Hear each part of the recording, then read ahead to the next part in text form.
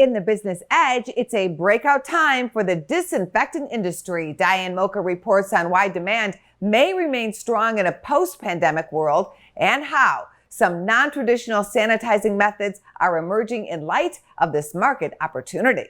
In 2020, we sprayed and sanitized like never before to try to protect ourselves from COVID-19, and that resulted in a big shot in the arm for the global disinfectant market, which grew over 500% last year, according to researchandmarkets.com. But even though many of us have gotten a COVID vaccine, the industry is expected to grow 12% more this year as people return to workplaces, schools, and restaurants far more concerned about germs than they used to be before the pandemic.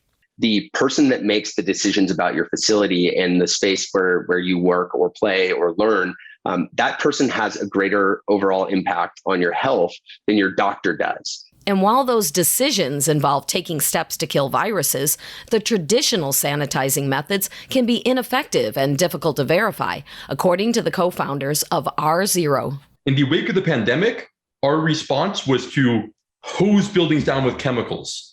And we saw this opportunity here to bring technology to this industry that is totally antiquated. So R0 created a line of products that use UVC light to disinfect instead of chemicals. We have our flagship UVC light tower ARC, which really essentially nukes the room and brings that viral load down to zero when the room is unoccupied.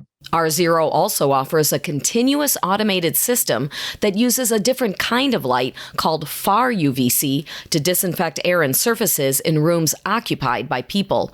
R0 says it's a trusted technology used by many hospitals. If you're going to sit there and try to eliminate pathogens or something in a school, why wouldn't you use what the hospitals are using? And why wouldn't you go with the product that's going to save them the money to do it?